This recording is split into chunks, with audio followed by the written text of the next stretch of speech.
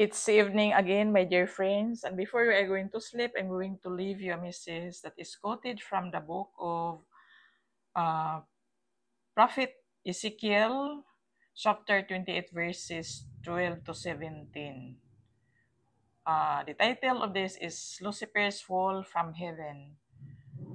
The Bible gives us the information about the devil before his fall, named Lucifer, which means son of the morning, held a high-ranking position in the angelic host, had exquisite beauty and great wisdom, given a position of power and influence called the guardian cherub.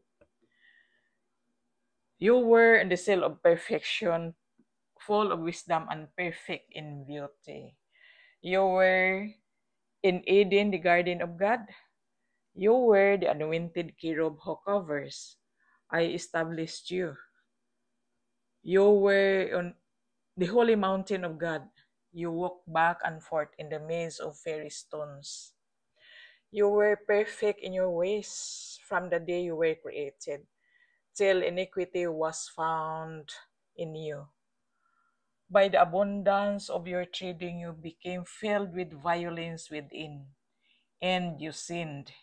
Therefore, I cast you as a profane thing out of the mountain of God, and I destroyed you, O covering cherub.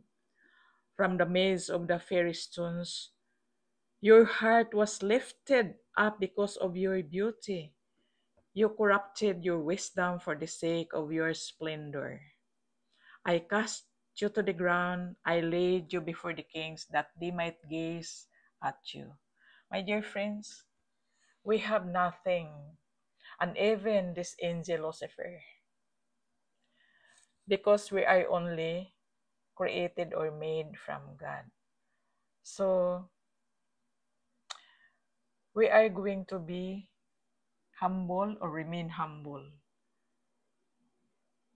Whatever we have, in any positions we have, so hindi yan natin ipagmalaki. Kay wala gyud tay kahit katiting. We have nothing. So, my dear friends, we are going to pray before we are going to end this. Father God, please teach us to be humble.